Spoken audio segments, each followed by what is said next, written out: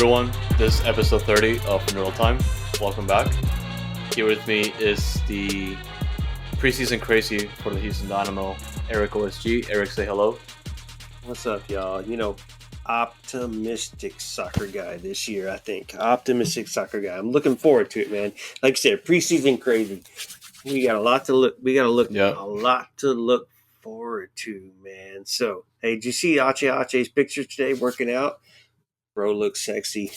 Did you see him on Oh IG? yeah, but I don't think he beats Coco though. I don't think so. After what I've seen, because that game on Saturday, I know it's just preseason, but man, Coco is hungry, man. He's gonna eat that MVP award this year. He's gonna get it. He's gonna get it, and then we're gonna sell him, and that's fine. You know what? Whatever he brings back to the team. Yeah. Let's go. And we got definitely a couple things to talk about. Thankfully, it's not a Dynamo off-season recap like last time. That's going to last us an hour and a half. Hopefully, we can get to shorten that for a good chunk, since we don't have to talk about the preseason now and a couple more things before the season starts this weekend. And I'm kind of shocked that it's already the season's just this weekend. You know, like the off-season just flew by like that, and all the Dynamo news just came and went, and it's insane how much the team has changed and what to look forward to in next season. Oh man, I'm ready, man. I'm ready. The big overhaul happened, like we were promised. The big overhaul happened, and we got to see the preseason game against Dallas, obviously, and we have a lot to look forward to. We're not MLS Network and all those 12 experts. We're not looking forward to your predictions. We don't care. You know,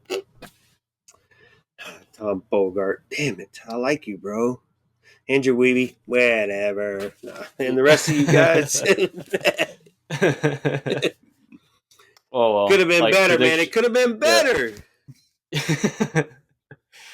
They're not gonna predict us like over the playoff line, at least until they see us like perform well. And it's been proven time and time again that whenever people just make those kinds of predictions, like there's always those teams that either perform above expectations, and the predictions are pretty much meaningless.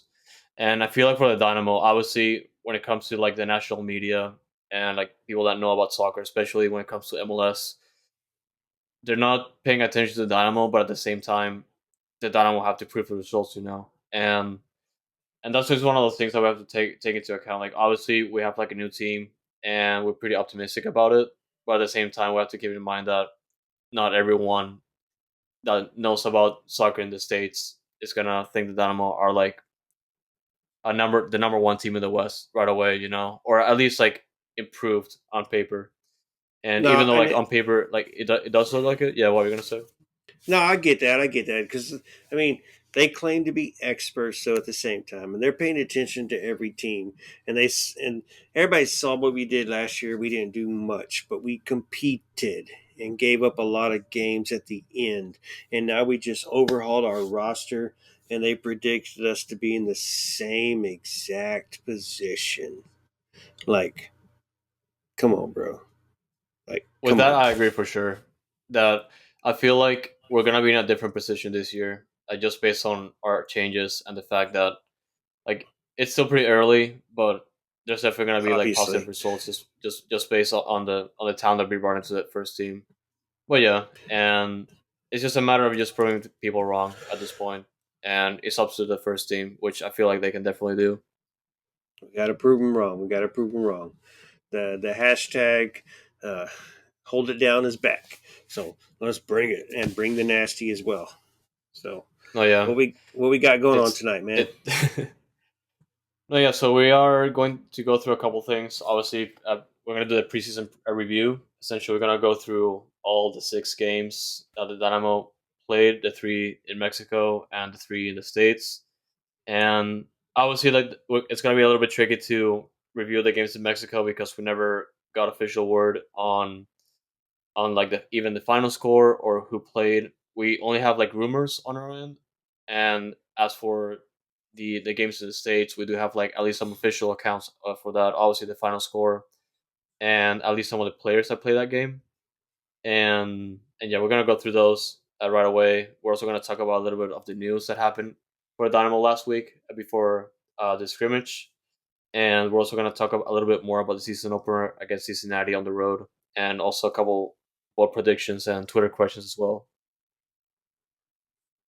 Yeah, man, I agree. Let's get into the preseason, and I think what we're going to do is we're going to kind of predict the first 12 games of the season, and then just kind of like where are we at right now, where we're going to finish to finish the season at the same time.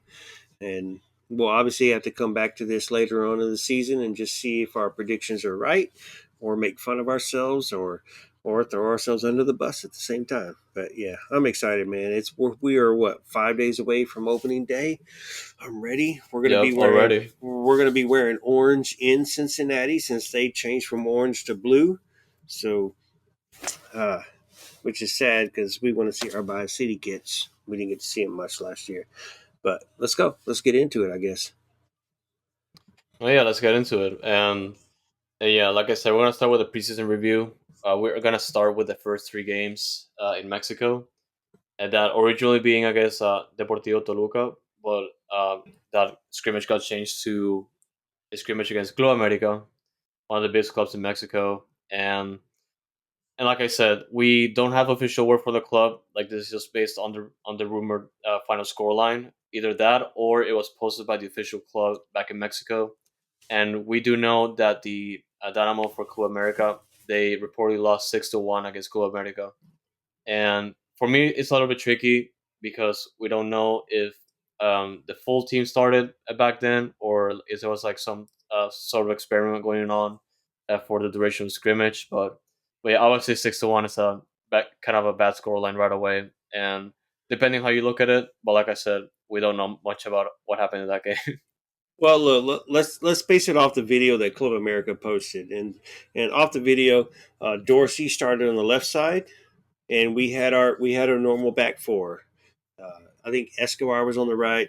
It was Bartlow who has started a lot of our preseason games, and Hadavi, and then of course it was some of the other guys starting. But it was 3-1 at halftime, according to the video that we saw, where our starters gave up three and we scored one. And the one, crap, I don't even remember who the one was. That was so long ago. Dang Oh it, yeah, it's I don't even think remember. if I'm not mistaken, I think it was Sebastian Ferreira Sebas, either him or No, someone else. that was against the Talaxia game. Shit. Oh, right, right. And it was Maybe either it him was or Baird. my answer. Whenever we go back to like goals scored in Mexico, my answer is always gonna be Corey Baird. I'm gonna leave it like Okay, that because I I feel it like we don't have like a lot of information available. So I'm no. for all the games to Mexico, I'm just gonna say all the goals were scored by Corey Baird. I think you're right. I think it was Corey Baird in the first game too, and like I said, it was 3-1 in the first half when the starters were in. I don't think the starters played much after the start of the second half, or even if they started the second half. So 3-1, Club America, and Club America's in season, in form. Granted, they didn't play their starters; they played their backups, so they played the guys who not getting actual playing time. So whatever. But they're still informed. This was our first game together, trying to get some cohesion. So we whatever. We can't talk shit. And then the Dose players were put in the second half, and they gave up three more goals and lost 3-0 to whatever squad America put in. That's basically what we can figure out. So 6-1. Club America, whatever. That's good. You know what? We go down there and we're having fun and we put up a fight. Baird's, we'll just say Baird scored Corey Baird scored all the goals, and yes, all the goals. and all the goals, especially the next game against Tlaxcala FC, second division team in Mexico, and that's where the Dynamo actually beat them 2-0. And even though I said like Corey Baird scored all the goals, like obviously Seba scored one of the goals here, but yeah, Right. and there is some accounts posted by like essentially like some play-by-play accounts, at least from the Tlaxcala Twitter accounts, and mostly just for like their own side of things. But that's how we know the score line, pretty much. But yeah, I don't know if you want to add something else to this. Nah, man. I mean, there's not much to add. That's the second team, Mexican team, and we came out and we. It looks like we played a lot better. We won 2-0. Sebastian Vedea did score. And hold on, yeah, actually, you know what? It was a great cross from Hector Herrera to Corey Baird. Corey Baird plays Sebastian Vedea, and Vedea just one taps it in to the goal. So yes, Of so course, yeah, and then it looking good.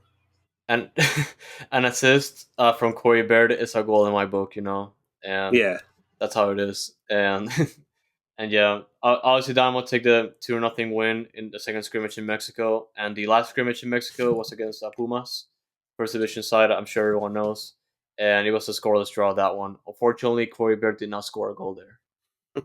unfortunately, unfortunately, but you know what? 0-0 for the third game of the season.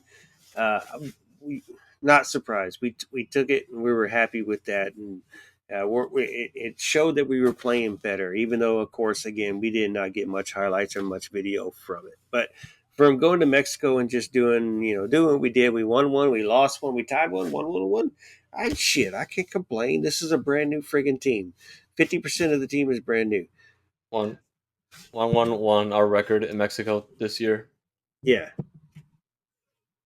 But yeah, and pretty much that's how the Dynamo close things out in Mexico. And from there, they will just go ahead and move on to preseason in Fort Lauderdale, where they will play Montreal Impact and Columbus Crew, respectively. And first, they did play Montreal Impact, and that's when we pretty much started getting like official word from the club what happened in those games. Either that, or just like the official scoreline, or some like pictures of who was playing. At least we can somewhat estimate what happened in that game.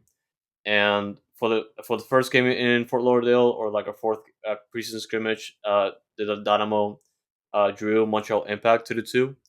And for the most part, what we know from this game is that the starters played for 75 minutes, and before being subbed out, and they were leading by 2 goals to one. And those two goals scored by Thor and Ivan Franco, one of our newest signings. And essentially, right after the 75th minute, that's when Montreal drew the game, and that's how we ended up things. And yeah, like obviously though it wasn't streamed or anything. That was just like the official word from the club. And I obviously like to see my own preseason games before I make my own judgment. But yeah, I don't know if you want to add anything to this. nah, I mean, there's not much in to add. We were happy that Thor scored early, but obviously we heard Montreal scored first. Thor retaliated right back, and then the first teamers were in.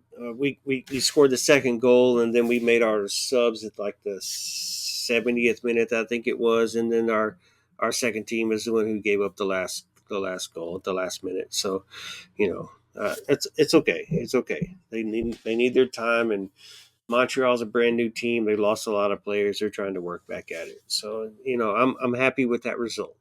We looked good, and we're improving at that moment.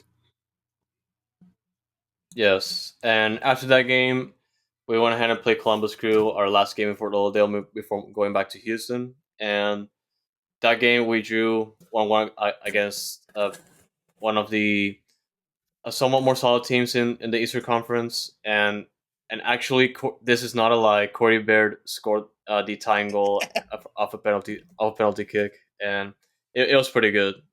And it kind of like we'll kind of see that again against the scrimmage against FC Dallas. And I don't have anything else to add to this, but obviously, compared to what the club has shared, I found it interesting because the club did not share, or at least like publicly have like a review of that scrimmage available compared to the game against Montreal. Right. But yeah, you thought it was interesting. Yeah. I mean, nothing to tell from there. We can move on from that game. It was just a regular game. Nothing happened in there. Nothing special. Just kind of just the guys getting back at it and still getting into better form. And then they move on to their last game. Yep, and this is the one worth talking about because this was the only scrimmage that was actually streamed and we were able to watch this past Saturday. And at least for me, this scrimmage was pretty good. I was pretty entertained, and I was like trying to lower my expectations because it was just preseason, and obviously FC Dallas may have like a different approach to it, but at the same time, I was kind of happy with like the way the Dynamo played that scrimmage. They ended up beating FC Dallas 2-0, with like some pretty interesting goals. Like that goal, the first goal was initially credited to Coco, but it looked more like it Steris kind of scored it because it was like little um, a deflection going on there. But it was a good set play either way. That one and also another penalty kick coming out of Corey Baird, which was fantastic, honestly.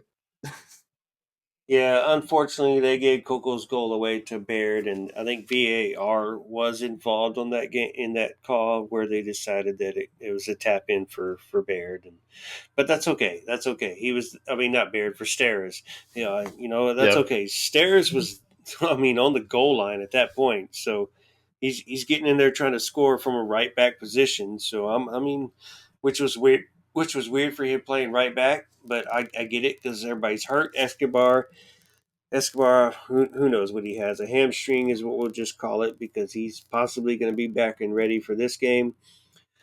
Dorsey's still out. He's obviously not going to be ready. Brad Smith has cleats on, but he didn't get to play, so he won't be ready for game one. So Vandekus is not here yet, so obviously he's not going to be ready for game one. Schmidt played well on the left, so I mean that's what we did that game was pretty freaking awesome. Sebastian Padilla, Thor are out with visa issues. We don't know what's going on there. Hopefully, they're trying to get to their green cards. This is going across the entire league, so hopefully, they're going to be back this week and ready for the Cincinnati game. Right now, there's no word on that. As we're recording on a Monday night at 7:30, there's no word on this. Uh, Whether they're going to be back or they're going to be ready or they're going to be available for the game, no clue yet. They're not at practice as far as we can understand, but going to be interesting. Corey Bear plays striker. Bassi on the left, or Bassi on the right, Franco on the left. I forget which it was. Uh, and Arthur was playing center D back or D mid, sorry, and he just sat back and just kind of sat back and just played defense a little bit. It was a little disappointing, but I'm okay with it. Franco, Ivan Franco, bro, you need to. Milk does a body good. Milk does a body good, man. Time to get it. No.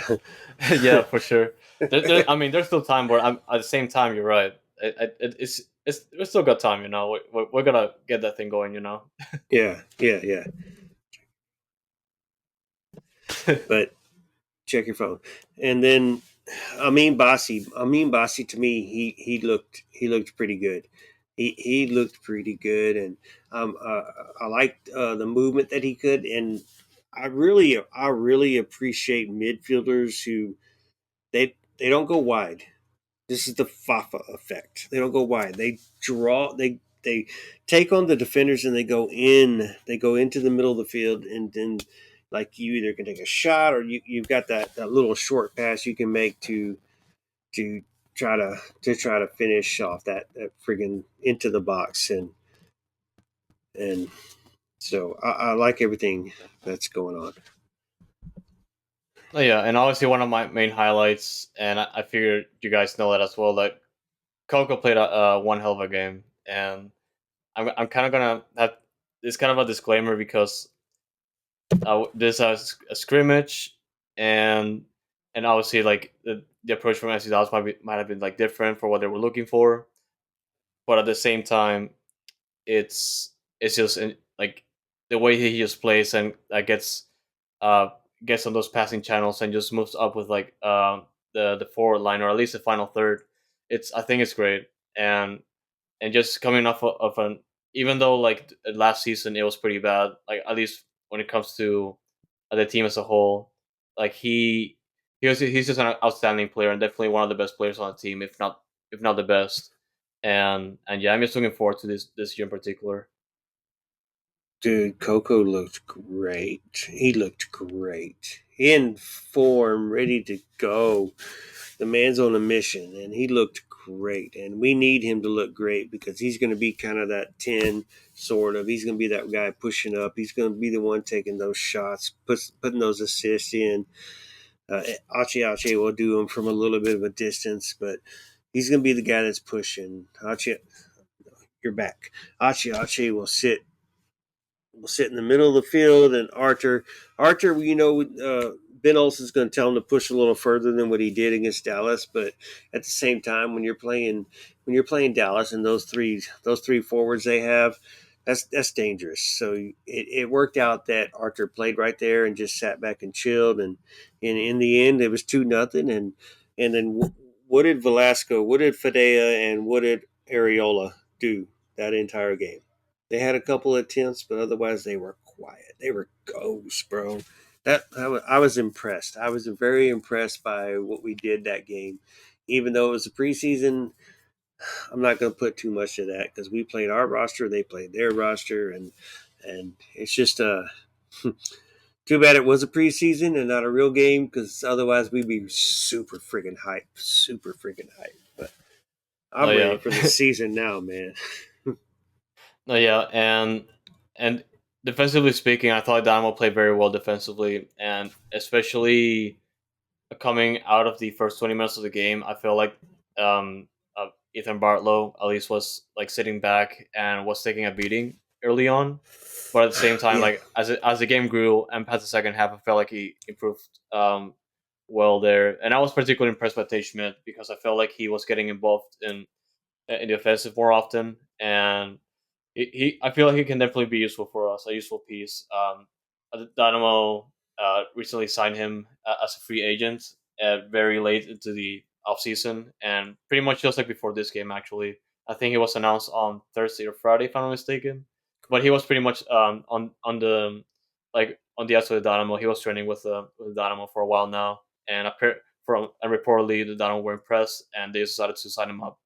And especially he's going to be pretty an important piece. Mostly, we're going to talk a little bit more about the many issues on the starting 11 by season opener. But pretty much Eric did mention that we are still going through a couple issues with like injuries and visa, particularly Dorsey and Franco Escobar. And Teichman is going to be extremely useful for us. I feel like, and he could also be like one of the dark horses for the team. So we'll see how that goes. But I was particularly impressed by Teichman. He's going to be a big help, and he looked great. And he was involved in the team. He had a. It looked like a couple assists, but they didn't score off of him. So I like what Tate Smith's going to do. He's going to be an attacking left back, and you know that means Brad Smith needs to work on his knee and come back strong. Dorsey on the right, Escobar on the right. Who else? So Vanderkush, I don't think we need him no more. Schmidt is good. So send Vanderkush No, back. we need Javencio, man. We need Yeah, Javencio because the season's gonna be extremely long, and yeah, yeah. they need all. You're right. Yeah, Let's play them all. We don't have Lundy no more. Who's going to start every single game? So you're right. Let those three yeah. get out there and play. And Escobar and Dorsey can trade sides on the right side. And like you said, Bartlow was shaky at the beginning of the game, but you're playing the Dallas first team, and then he put it to rest. He put it to rest, and he played well. Every cross that came in the box was his head on the ball, which was great. And let's throw Hadabi in there. Hadabi was not Oh yeah. dangerous, dude. He was there. He was focused. He was decisive on what he was going to do, and that's a difference from what we seen last year. Granted, this was a preseason game, so we can't hold it to too much tout, but it was a good example of what they're expecting. And y'all, 80% of y'all said Steres is starting over Bartlow. Bartlow is starting over Steres at that center right back. And it's going to be Bartlow and it's going to be Hadabi. And it needs to be that way. And not talking crap about Steres. Steres is going to be a leader. He's going to be a role player. He's going to fit in. He's going to come at the end of the games and secure the win or secure the draw, whichever, or fill in on the right back like he did against Dallas. And just he's going to be a player, and he fits in. That's what makes him a leader, and that's why Ben Olsen said he is a leader, and he belongs here on the team, and that's why they resigned him. And but Bartlow earned it and deserves it. Said it here. I've been saying it for the past 3 months. Oh Guess you yeah, haven't heard and me. I mean, and just going back to all the preseason games and pretty much all the pictures that we got from the scrimmages in Mexico, it's just pretty clear that at this point, Dynamo just regard Ethan Barlow as a starter, like at least over steroids, because as teenage, he's from what I've seen so far, he's still like a useful piece for them. Particularly, also see teenage as a player that, and you've probably seen it against FC Dallas and last season, that he just comes up and just joins the team up top. And just being like a different piece, not only just for like corner kicks and all that, or like set pieces, but like he just comes up whenever he wants, and that's pretty good sometimes. Obviously, in you can't just do it on any given situation, but at the same time, I just gotta love how teenage just love to be involved on top and just like distribute the ball and just help out.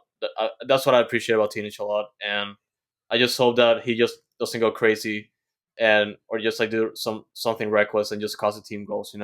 That's my only worry with teenage. But at the same time, I'm pretty excited. He's a dangerous center back, man. He's a dangerous center back, so he likes to get involved up front.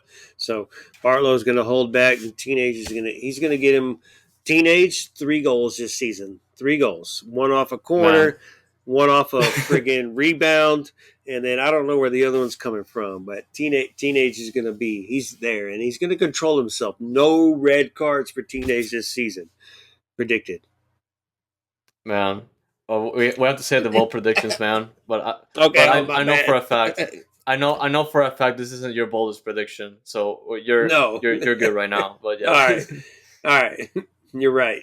But yeah, let's go ahead and move into the news that happened the week leading up to the season opener, this being last week. And we did get a handful of news last week, particularly when it comes to like the first team roster. And the Dynamo essentially announced the signings of Mikael, one of the center backs that was more involved with Dynamo 2 last year, and also Mujib Rana to a homegrown deal, and also the signing of Tate Schmitz a little bit before the FC Dallas game. And also from there, they also announced that Michael Nelson, the Katy native goalkeeper that was with Dynamo for a handful of seasons, was let go, essentially just away from the first team. And there's a lot to talk about, particularly when it comes to Mikael and Mujib, and also Tate Schmidt, and also Michael Nelson for just contributing for this team for a long time. But we can start definitely with Michael Nelson, because I really like just appreciate Michael Nelson. Like obviously, starting the season and bringing in Andrew Tarbell, it was going to be like pretty difficult for Michael Nelson to just keep his as at least his place on the first team, at least even as a second string or third string goalkeeper because of Valdez, and and yeah, it's just unfortunate, honestly. And I definitely just like to thank him for like pretty much everything that he has gone through with this team. Obviously, the rough years past us, but yeah, I just like him as a player, as a person too. I only met him a couple of times in the stadium, and yeah, I'll miss him for sure. But obviously, it was gonna be tough for him to keep that spot on the first team. Man, the only thing I say is I don't know if Tarbell's any better than Nelson, but Nelson didn't do what he was supposed to do for us, and you gave him a lot of props right there. So I'm gonna leave it at that and not dog the dude because once a Dynamo, always a Dynamo. Oh, yeah, for sure. That's always true. But yeah, and let's go ahead and talk a little bit about Mikael.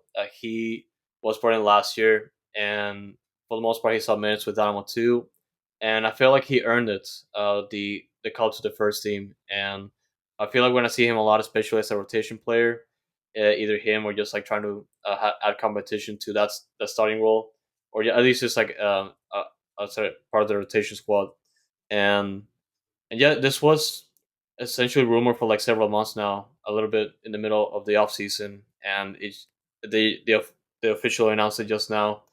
And I'm guessing they were having issues with like the papers with his parent club back in Brazil, or essentially just like visa issues maybe. But His it damn just took a visa, while, in my opinion. Yeah, the damn pretty much. visa. Yeah, probably it was probably the visa for sure, But yeah, it was just interesting that it took this long to announce, but it's official now. Thank God, because he was one of the ones that we enjoyed at down at Dose, and when he came up and played for the first team that one game, and he looked well. He only played for a half, and Hadabi, who how he's dangerous, and Mikel's kind of the same body type and left-footed as well at the same time. So he's going to be Hadabi's backup. And again, what you said, as many games as we're going to play this season, 34 regular, two League Cups plus some, hopefully. And the Open Cup as well, mix in there. He's gonna get plenty of time and get plenty of opportunity. If he performs well, shoot, that's a bonus for us. That's a bonus for us. A lot of people want to get rid of Davey just because he's a DP, and if Mikel can do what he can do, uh, there's your answer right there. But I support Mikel. I support Davey. I support Bartlow, and Stairs backing up Bartlow. I look forward to what Mikel can do on the field against the first teamers. Oh yeah, and obviously they keep adding more defensive players, and one of those players being Mujib Burana. He was signed up to a homegrown deal. Mujib is a Dynamo Academy product, coming off a good stint with Dynamo 2 as well. And obviously, this is one of those players that, like with Mikhail, he just performed above expectations on like incredible first season for Dynamo 2, making playoffs on their first year, if I'm not mistaken, on second place or third place from of the playoff line. And yeah, like Muji Murana was one of those players that I also like to see on Dynamo 2, and especially that last game against FC Dallas, if I remember correctly. But yeah, like this is passion all around, and also for me, I'm pretty happy about that. Mostly just because it's one of those signings that is from the pipeline, just starting from the Dynamo Academy, leading up to Dynamo 2, and getting enough minutes with the Dynamo 2 that Emerson must spot on the first team. I don't think I'll see him, Munji Burana, playing a lot to start the season. Maybe like along the way he gets more opportunities, but I think at least for me it's not clear. But what I can say for sure is depending on like the issue with like the injuries or the visas, I feel like we might be seeing Mujib on like being benched for the time being. Right. No, I agree. I agree with that. Like he did great for Donados, and he's a fan favorite. He plays well. People were predicting that he might make the first team roster before all these other players were added. Now that we have the injuries, and the injuries, we don't know how long they're going to be into the enter the season. We'll probably see him on the bench for the first game, maybe the second game. After that, he goes back to Dose, and he's gonna get plenty of playing time for Dose and Open Cups. He may see some time, or he'll be back on the bench as well. I don't see much playing time for him with the first team right now, with as much left backs and right backs as we got. But we look forward to it, and of course, we're going to root for him at the same time. Oh yeah, and the last player the Dynamo did sign, like the latest signing for the Dynamo being Tate Schmidt. This was announced a little bit before the scrimmage against FC Dallas, and like I said, Dynamo took an eye on him for a very long time, and they ended up signing him over the course of the offseason. And this is a player that came out of RSL, pretty much just as a left back that can also play up top on the wing, and I feel like it's pretty interesting.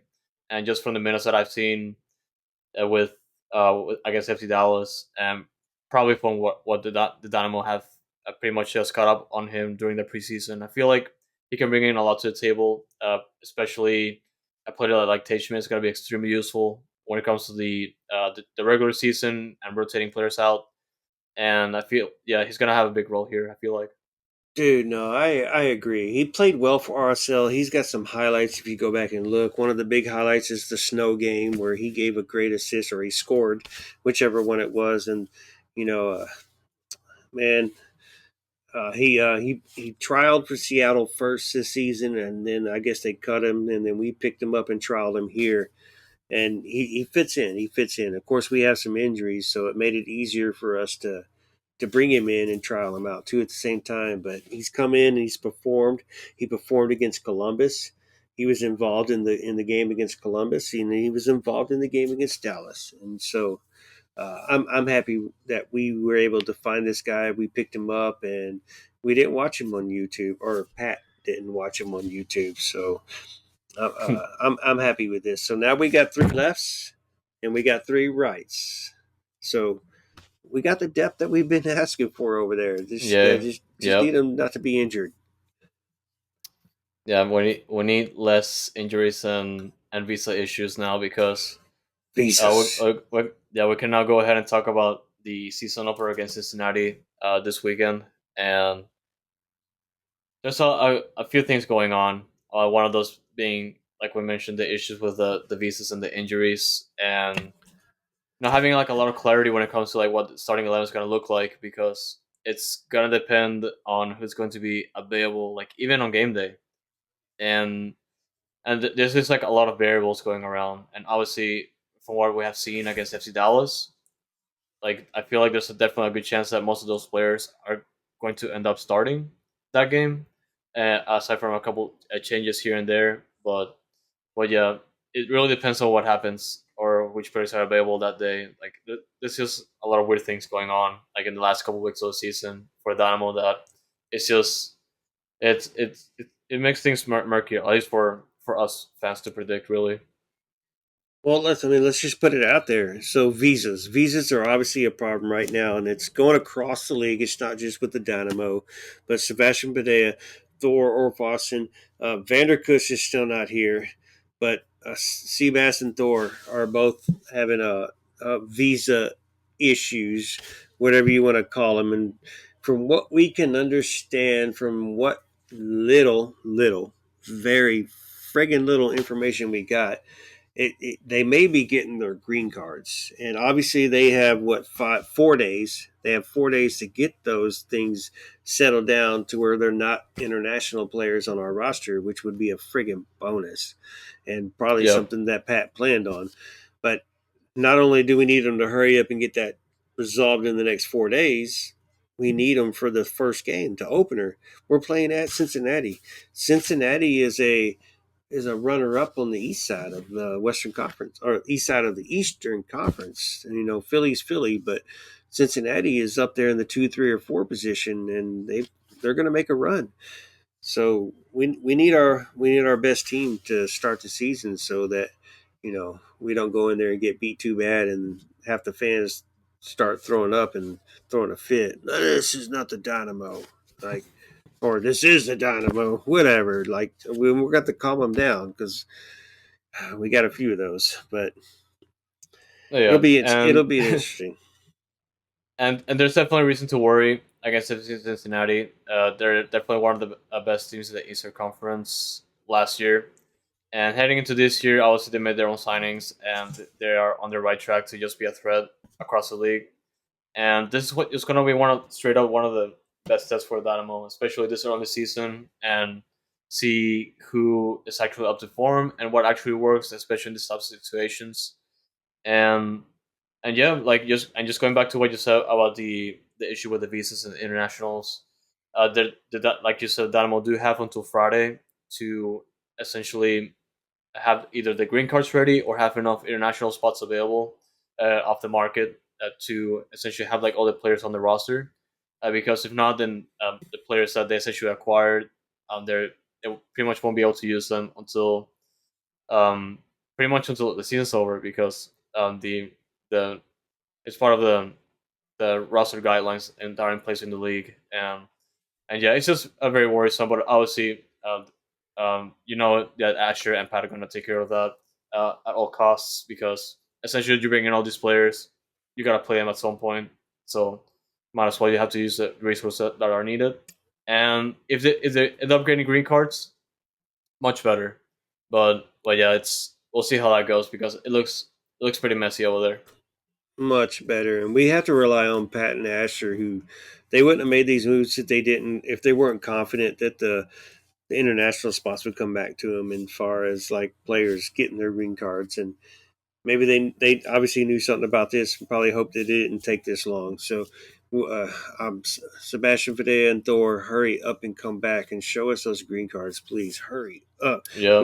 We need those positions, and you know, going back to Cincinnati, they have Brendan Vasquez and Brenner and Acosta, not the Acosta from LA, but they have a quite a brilliant attack over there in Cincinnati, and they're not the wooden spoon team from the past couple years previous to last year, and they're going to bring their game, and they got brand new blue jerseys. They're not the Dynamo orange no more, thank God. So we're going to be wearing our orange on Saturday because they're wearing blue and they got some black shoulders. So the jersey you see Andreas in right now is not the jersey we're going to wear again on the road, but whatever. Maybe we'll get to wear it one day, one day.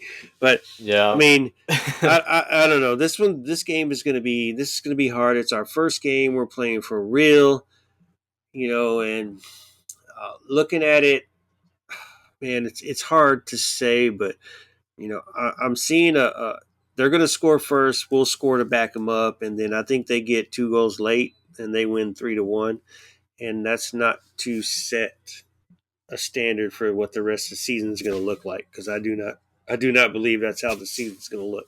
We're playing Cincinnati in the first game. Cincinnati's at home. They're going to sell their stadium out. We do have some surge members going to the game, so hopefully that'll be loud enough to get the team on point. But this is definitely going to be a tough opening day. Yep. And I mean, you said it, and it's gonna be a tough game for Dynamo. I feel there's definitely a good chance they lose this one out, mostly just because of the team they're gonna have on the field. But it really depends because it's like I said, it's unclear what situation is right now and how the team is gonna look like even after we record this episode. But I feel like it's gonna be a good test for them, and especially what they can have on the field. Might as well just have it as an experience to see how the team can stand up like against some of the um, roughest team or like at least the most competitive teams in the league, and this can also work as like a way to like test depth and also your pages are pretty loud. Are they really? Wow, Yeah, shit. but I mean, you're good. Yeah, no, you're good. But yeah, it's just funny. They're like extremely loud, but yeah, like that was if you're listening to audio, that was just Eric just going through script pages.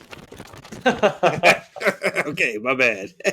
Or warning headphone users. Yeah, I'm It's too getting ready late. for the next segment. I'm getting ready for the next segment.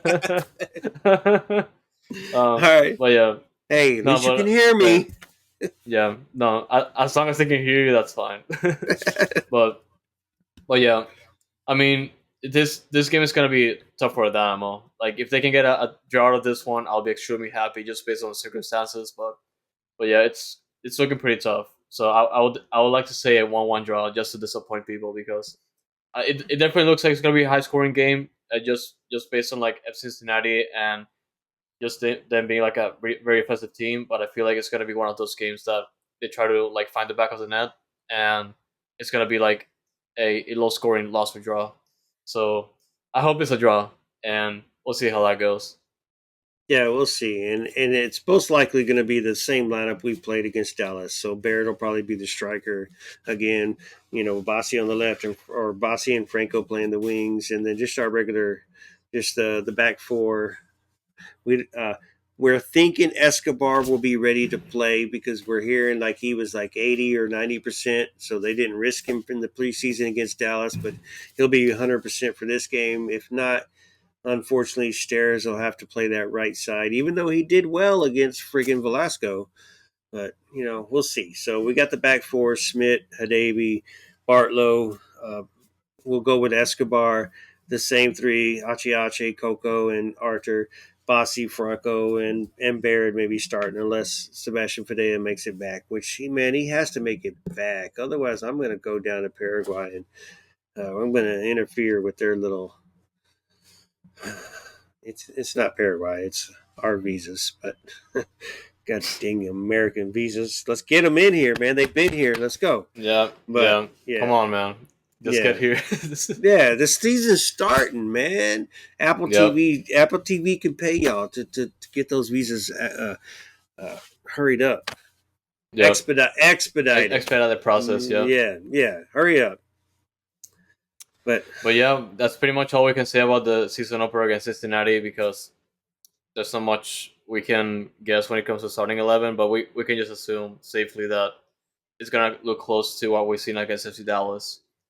And yeah, and we're gonna move into Twitter questions, but before we move we're there.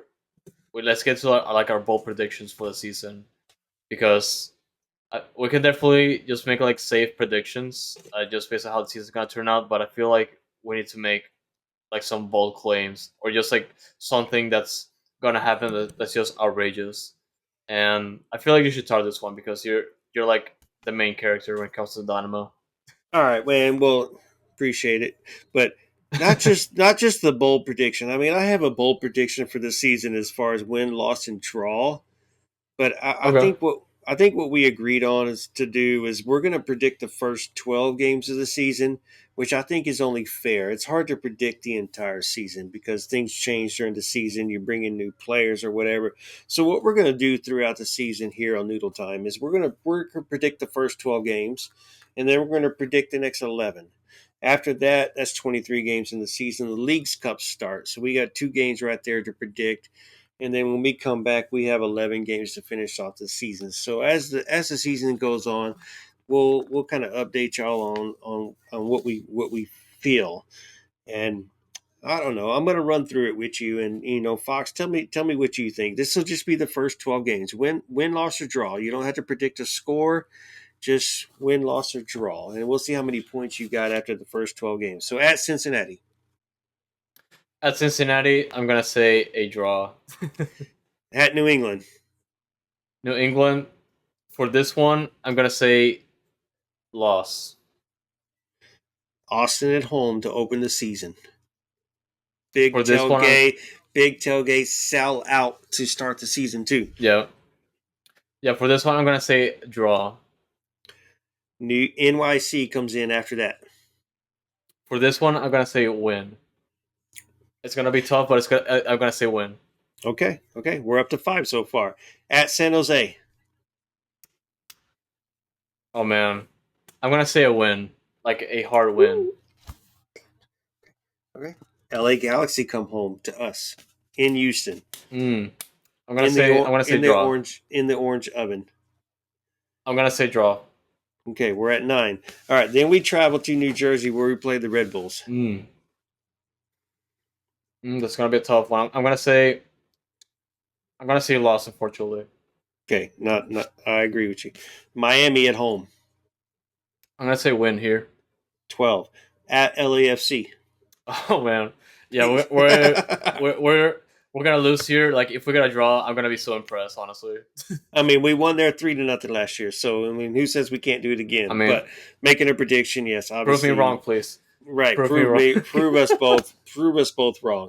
Then we come back home to RSL. Okay, win. Okay, that's 15. We stay at home when we play Seattle. Win. Ooh, shit, that's 18. And then we finish I'm off the 12-game series at Minnesota. gonna say draw. All right, so you gave me 19 points right there. 19 points out of All 12 right. games. That's 7 plus over. That's already we finished with 38 last season. You gave us 19 in the first 12. So that's already a bonus, bro. All right, I I'm mean, gonna run. I'm gonna go ahead. You wanna add no, something to that? no. I mean, and even just to think about it, like they have like more points on the table to like earn. They can always just prove me wrong with like the results that say like draw or loss, Yeah, and there's just room to improve. But yeah, that's just what I think. But I just hope they just shut me up. dude. I'm with you too. Last year, I mean, even though how bad we were, and Nakamura just was not a tactical coach, he's a tactical idiot. I mean, 8 games where we were winning 1-0 that we lost 2-1 after. Some of those were mainly after the last 30 minutes of the game, and like it's just ridiculous. We could have had a better record than what we had last year, even as bad as we played. But so we're wary. optimistic soccer guy right here and optimistic Foxtrot right there. But I'll run through my 12 real quick as well. I'm not 19 points though, so you got me beat on that right there. At Cincinnati, I'm All gonna right. say a loss. Okay, that's fine. All right. At New England, I'm gonna say a win. So I'm at 3 points right there. Okay. Okay. I see. I don't. New England, I don't think is. I don't think they play better.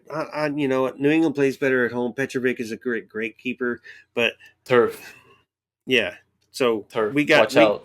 we yeah, but they play on turf too. I mean, they're used to it, but whatever. So Austin's going to come here, and I think it's a home opener. It's going to be a sellout. The supporter section, if it was threatened to be sold out 2 days ago, when this episode is being recorded on a Monday night, Saturday it was threatened that the SG is going to be sold out if it's not by now. The rest of the stadium will be sold out for the home opener against Austin. Great job MLS for giving us for their first game home opener. I see a draw. Unfortunately, both teams are going to go home unhappy. They'll just be able to go home just drinking. So I'm up to 4 points right now. NYC will come in the next week, and I do see a loss right there. Unfortunately, we just can't continue the play out. At San Jose, we're going to draw San Jose because it's going to be one of those 2-2 or 3-3 friggin' games. They have no defense. We can score. We know how we play San Jose, i.e. the Yep. 4-3 game last year. I like that one. Yeah. So LA Galaxy come in here. I think we played them. We always play them well, by the way. But I think that'll be a draw as well. It's the same time. Then going to NYRB. I'm hoping to go to that game. Still trying to work that out and the kinks and all that. I don't see us winning that game in New Jersey, so that's going to be an L. We come home to Miami. And I'm getting a lot of mixed reviews in Hinchada with a lot of people saying Miami's going to win their game. But no, we are going to win against Miami in Houston. So that's a win for us. LAFC at LAFC, that's a loss. I agree with you, right? Okay. RSL comes here. We're not doing the 0-0 tie again. So that's a win for us. That's a win at home. Seattle comes in the following week, and that's going to be a loss. Seattle's just going to be too tough. They're going to be ready this year, and they're not going to play like they did last year in the season. They're not focused. They're focused on everything else, but they're just too strong. They could possibly win the Western Conference if they put everything together. And then at Minnesota, I don't trust Minnesota one bit, so that's going to be a win. So when you add, I do like not, that. bro. It's like, look, they're about to kick They're about to kick their best player off the team, and then what do they got to back it up, man? I mean, you're right. I'm not saying you're wrong. I'm saying you're right. Yeah. It's funny. Okay. Hey, we got to keep it real, right? So 3, 4, 5, 6, 9, 12. I've got 13 points in the first 12 games, but that's fine. That's 1, 2, 3, 4 wins, right, and 3 draws. 4 wins, 3 draws, and a few losses there. So 1, 2, 3, 4, 5 losses to start the season out, and that's kind of expected. We're still trying to find our form. They haven't been playing well, hadn't been playing much together yet. That's a tough schedule to start the season out at the same time. So I'm going with 13 points to start the season off out of 12 games, but we're going to have 4 wins. We're going to have 4 wins. So we're on Oh, our yeah, way. and that's pretty realistic. And before we get to the Twitter questions, I need your bold prediction. Dude, 15 wins, 11 losses, and 8 draws for 53 points. 53 Oh, oh my points. goodness. Last year, that was good for I think fourth place. I'm predicting 6th place to 9th place. I will be disappointed if we're 10th or lower. Very disappointed at this point of the season. I'll be very disappointed. But I think I even posted a Twitter question on Noodle Tempio today, and it's like, hey, these are the MLS predicted the rankings, and I put 8 through 14, and they obviously have us at 13. They're stupid. They're stupid. Okay. Oh, sorry, PG. They're stupid. They're stupid. And we're not finishing in 13th. I feel like we're better than a lot of these teams that that they've got predicted from 8th to 8th to 14th. So I feel like that we could be 6th or 7th, and the way the season ends for us, we're gonna push ourselves in. So my bold prediction is 53 friggin' points. 15 wins, 11 losses, 8 draws. And to give a shout out to Rashawn, because Rashawn has been 6 months, 15 wins, 15 wins, 15 wins with no context. He just said 15 wins, gets us in the playoffs. Rashawn, I'm with you, brother. I'm with you. Man, my bold prediction Yeah. is gonna be that Corey Baird is gonna finish with more goals than Pereira. Oh Yeah, my it's God. Oh. and look, it's not a bad thing because No, it's not. It could if be a great thing. it can be a great thing, and like if Pereira scores 23 goals, that means Dorsey's gonna have more goals, and which means there's a good chance we're gonna win more Woo! games. So I mean, Woo! it's a win-win in a sense, and and look, like if that happens, that'll be like the best thing ever, and I probably have to like buy Dorsey's jersey by now because like I will see outside of just like everything going on in the off season, just like Corey Berry just scoring goals out of nowhere. Like I'm pretty much it's we're not ready. Honestly, I'm gonna keep saying that we're not ready for Corey Jacob Bird. Corey Jacob Baird. If Corey Jacob Baird scores that many goals, I'll make Chris the bad guy give you the signed jersey he has of Corey Baird. That way you Yeah. can wear it. It will fit you too at the same time. But I was going to say like Sebastian Vidal was going to score 17 or 18. So if Corey Baird can score more than that, Jesus Oh yeah. Christ. Jesus Christ, bro. And he can still score 18 goals, but that will mean Corey Baird's gonna score 25 goals. Jesus Christ. Yes. And what does that mean for the Dynamo? What does that mean for the Dynamo? Whew. More dubs, More more dubs. wins.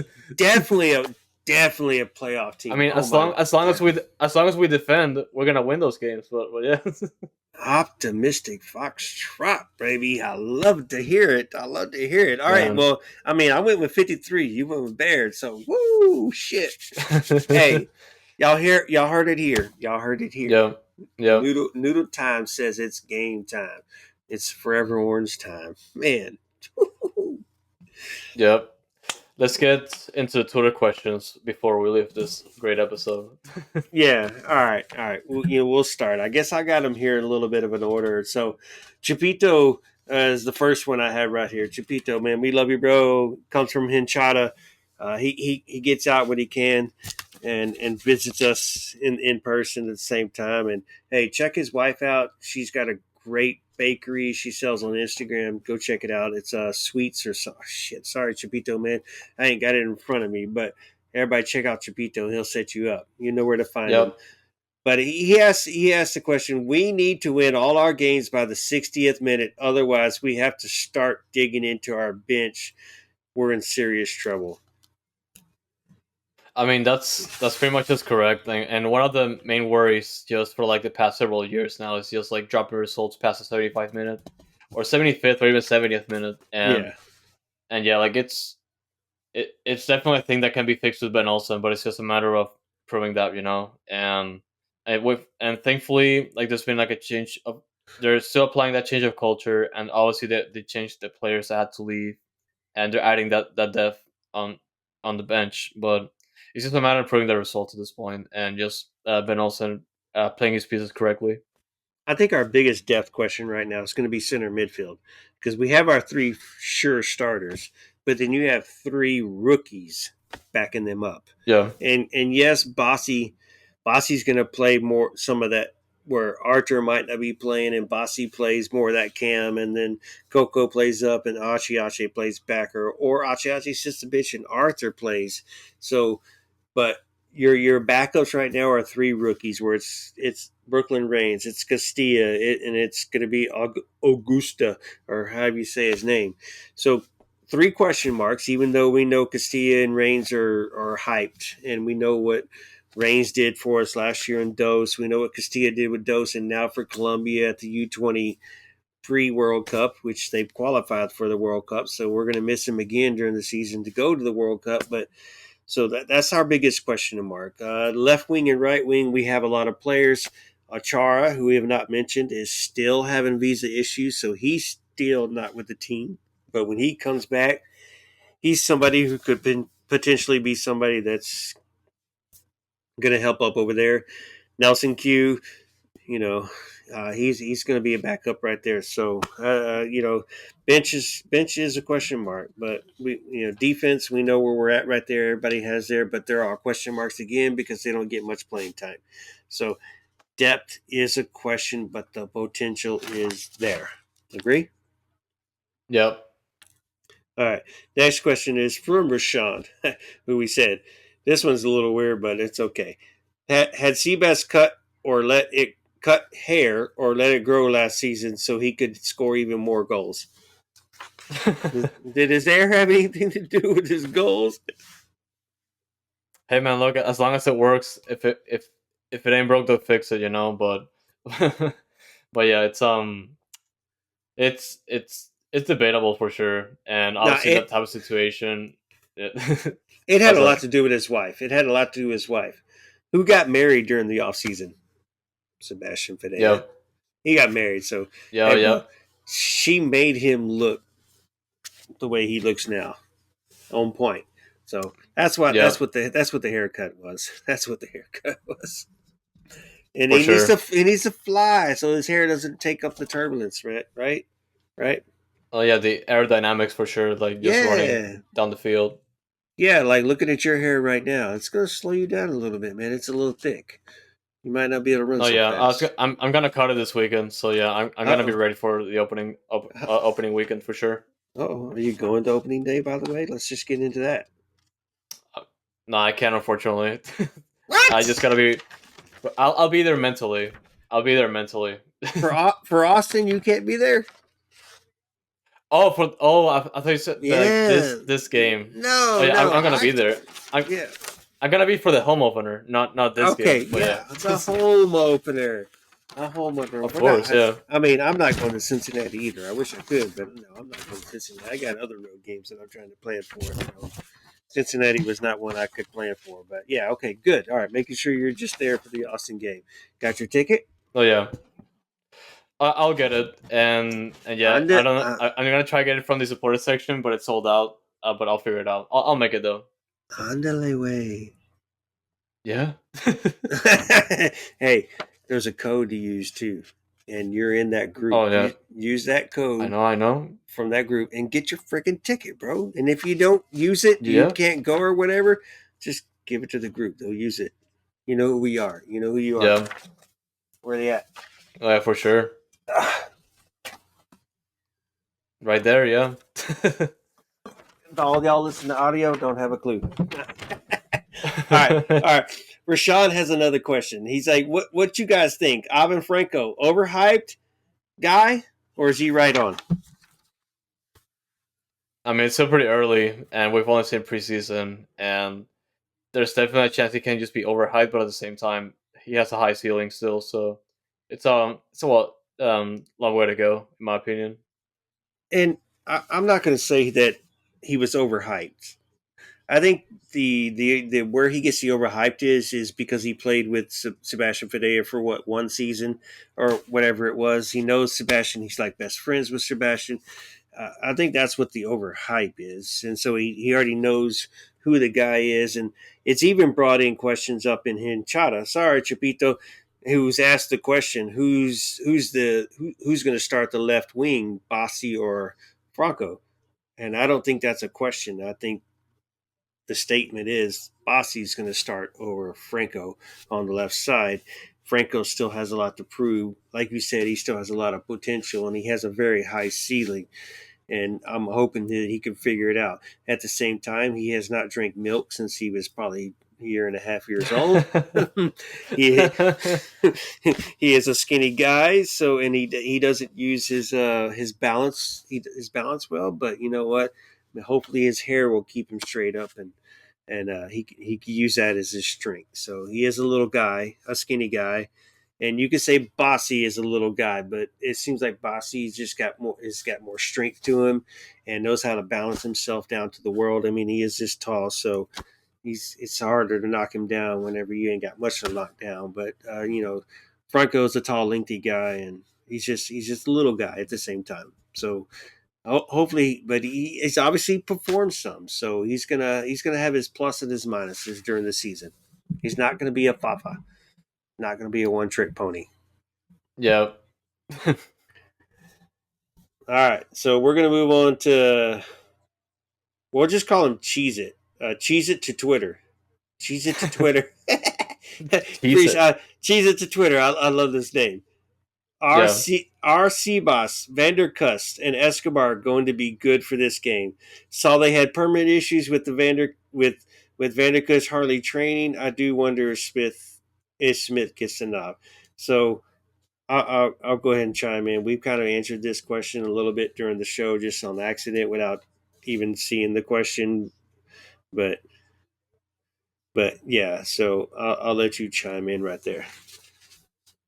No, yeah, and I don't expect them to play at this weekend, mostly just because of the main issues going on with the visas and yeah, like I just hope it's resolved, and I feel like it's gonna be resolved like sometime in the season, maybe a couple weeks from now, but I don't expect them this early, especially with how quiet the Dynamo are, and that can change over a matter of days or like a day or two before the game starts. So we'll see how that goes. I just hope it goes fine or just like it's resolved as soon as possible. But I don't expect them to see playing time like in the next couple of weeks until this is resolved at least.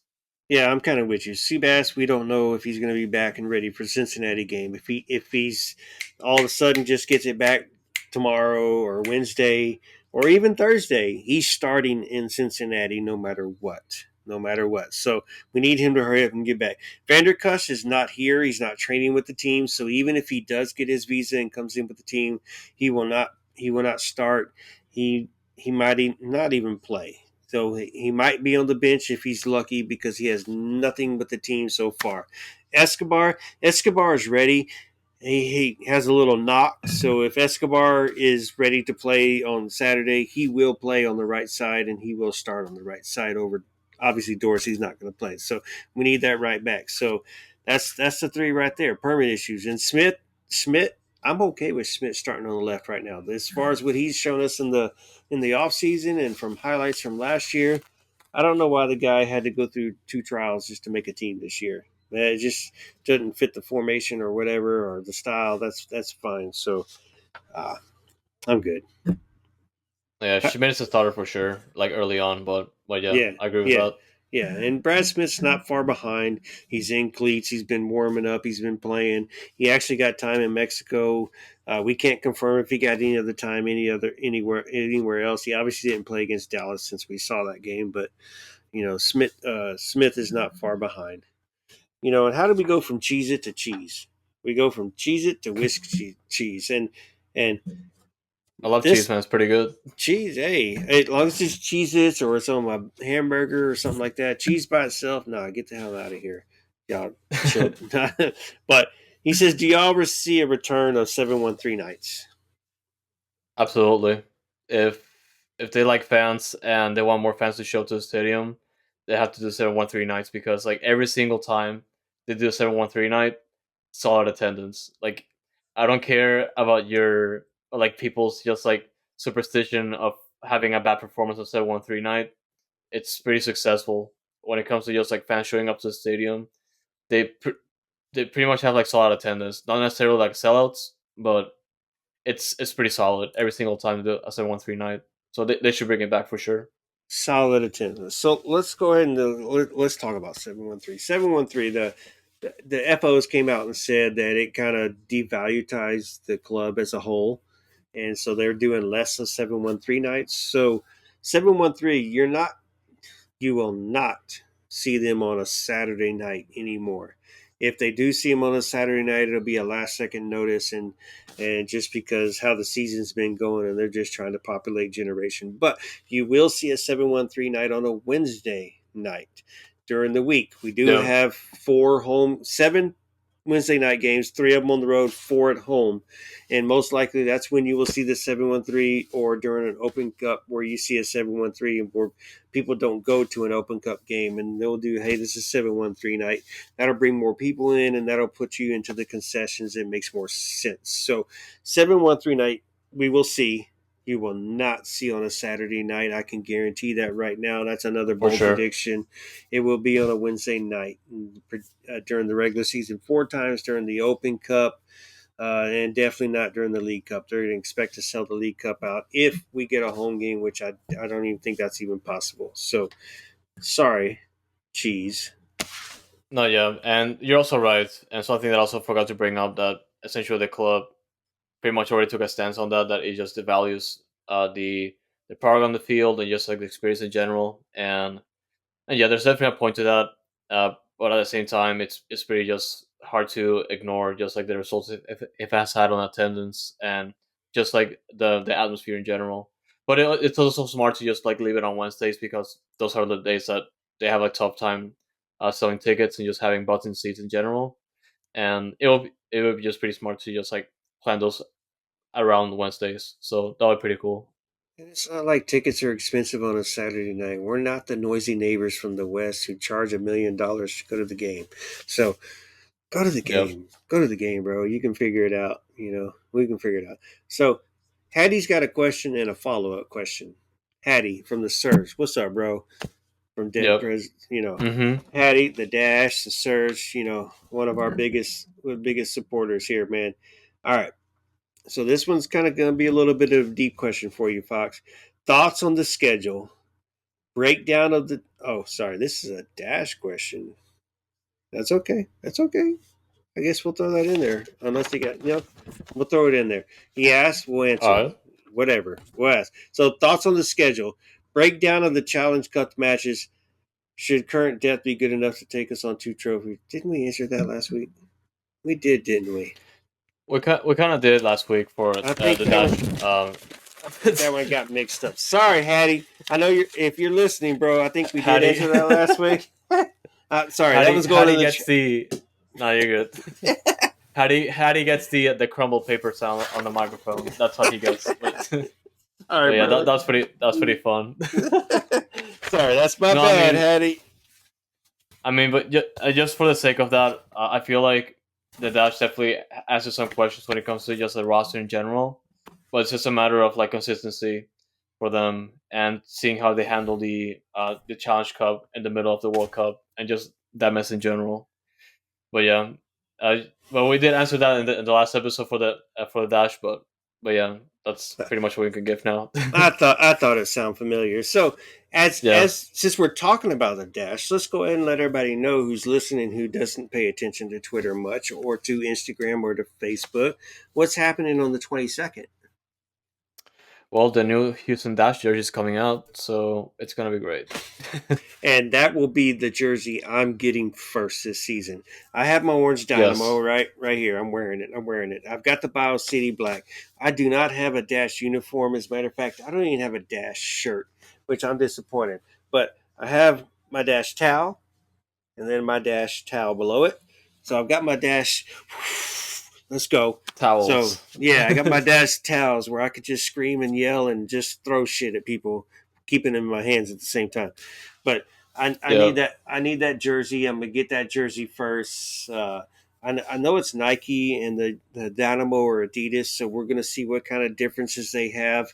Obviously, it's gonna have the blue with in the D for the dash. I think we saw hints of it today, but that's my jersey. Obviously, we know who you're getting on the back of your jersey. I'm curious as if I need to go personalized or if I should get a player on the back of my jersey. Go ahead and tell people Hey who you're man, getting in case they're not paying attention to you. it's the player I'm getting on the back of my jersey is definitely not Barbara Olivieri. I'm just Definitely kidding. It's not. definitely Barbara Olivieri.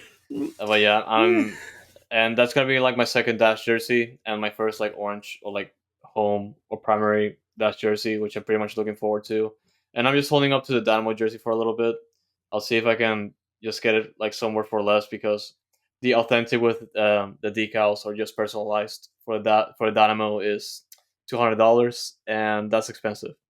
So, and you can probably just buy. You Ridiculous. can you can pretty much just buy like two dash jerseys with that money, or just like one and a half. But still, like it's pretty expensive, and I can probably find it down the road for less. So And you know I'll what? keep an eye on for the Dynamo one, which I'm gonna get at some point. But the Dash one's good. It's gonna be my first jersey this year. And we can wear the dash one to a Dynamo game. Half the people Yep. won't know a difference. We're still wearing the orange. We're still going to have the hexagon because they said they're going to be similar. Just one will be Adidas, one will be Nike. So we don't know what difference is going to be. Obviously, the one difference I think is you're not going to get the.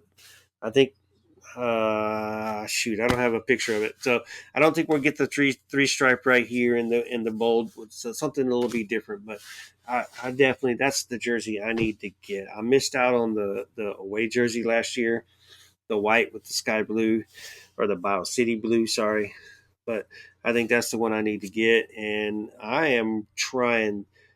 We we the Surge as well are trying really hard, and I think we're going to try to plan an away trip this year for the Dash, and we're going to follow them, and I'm hoping it's the San Diego game. Oh yeah, that sounds like fun, honestly. And yeah, I mean, just in general, we just gotta go out there to support the Dash. And just coming out of last year, they um they know the support we can get, and definitely the search are just part of that uh fan base, just pushing more Dynamo fans to support the Dash, rightfully so. And yeah, no, I mean, go catch a game; it's worth it. Dude, you're not kidding, man. The Dash are fun. They play great soccer. Granted, a lot of the fans are not there. They're still growing. But the way we finished off last season, making the playoffs, selling out for the playoff game, y'all need to go watch the Dash. The Dash are fun, and the players, the players are more personalized to the fans at the same time too than the Dynamo players are. Sorry, Dynamo players, but y'all should come say hi a little more often. You know, the just the Dash. We love them, we enjoy them, and they're playing. They're just so fun to watch. Now, can they score more goals this season? Obviously, from last episode, we think yes, with the improvements they made, and Sam Lady's going to come in here and he's going to put the right roster on the field, and we're going to do something. So, Dynamo and Dash, another bold prediction, will both make the playoffs this season. Yep, that's a bold one. I'll take that for sure. And I'm guessing before we close out the episode, you want to add anything else? The same as always, man. Y'all know where to find us at Dynamics Foxtrots, whichever side he's on this side right here when you're looking at the video. Sorry, and then at Old Soccer Guy Yeah. at at what is it Noodle Tempio on Twitter. Noodle tiempos. Yeah, you got it. Noodle Tempio, and just like hey, follow us, and then hey, so Fox, tell us all the platforms where you can listen to the audio version besides on YouTube. Oh no, yeah, and obviously on the main link when you go to Noodle Tiempo, Anchor is gonna take you to pretty much all the listening platforms, which essentially includes like Spotify, Apple Podcasts, Google Podcasts. We're still working to get the podcast up on Amazon Music. For some reason, it went down. We're also working on fixing that, and also um, iHeartRadio, and also like the video version, obviously on YouTube. But yeah, those are usually just like the most popular ones that people listen to. And hey, please, even if you don't listen to the whole episode or whatever, give us a thumbs up, give us a like, rate us. Tell us what you think about in the comments on any of those platforms. Tell us what you think about us in the comments on Twitter. Let us know how what you think, how you feel. Hey man, me for one, I'm here. I support Houston all the way. The Dynamo, the Dash, Dose. I support the other pods that are going out right there and bringing it every day and just everybody's out there, you know, and y'all know who they are. Give them support, give us the support, and just hey, you know, let us know what y'all think, and we'll give you a shout out. And Oh yeah, of course. And we always listen to your feedback, and obviously thank you just for listening for this long, and obviously tuning in for all the episodes. And even if it's just a video version or the audio version, like we love you. We just love you to have you here, honestly, and taking your time to listen to us. for all kinds of stuff. And yeah, you already know it. And one last thing, man. Discord, La Hinchada. If you're a Dynamo, you Dash or Dose, and you want to talk, you want to debate, you just want to hear what's going on. That's one place you can come join us. Hit me up on the DMs, and we'll get you in there and let you know what's going on. There's another place. All right, there's another place you can go and just check information out. And Twitter's not the best place. You got to look for information, but if you want to know information, DM us and we'll get you into the right places. And you'll be one of those that are in the know, and you'll know what's going on at all times. And it's fun. It's fun. There's a lot going on at the same time. So can you keep up? Join us. Yep. And yeah, I mean, just like that. Yeah. Stay tuned for this season. It's gonna be a big season, and there's just a long ways to go. And yeah, you just gotta support however you can, and hopefully, like on the platform, especially when it comes to Discord and Twitter, I do get that information. So yeah, I mean, just stay tuned for all that, and just stay noodle. Really, And what else do we do? stay noodle. Yeah, Hold it down. hold it down. Yeah, H is up. H is up. just like that. Mm-hmm. H is up. And Yeah. hey, hey, what else do you do during the middle of the week? Espanol? Yeah, Dinámico. The next one is coming up pretty soon. We'll get that recorded on Friday, so we can get more time with Herman to record. But yeah, we're still due for the Dash season recap. And hopefully we can get Herman on after the Cincinnati game. We do want to bring him on to the English side as well, and just me and Herman from Dynalytics, so we still bros here at the same time. So hopefully he can come on during the and recap the Cincinnati game with us, and hopefully during the season he can hop in here and there. Hopefully during the season, Foxtrot Tony can come on and give us Yeah, a few verbiage. He's still pretty active in the Discord nation, so we're looking forward to it. We got a lot to go in this season. We got a lot of news to bring you, and uh, you know, H is up. yeah. Stay noodle, yo.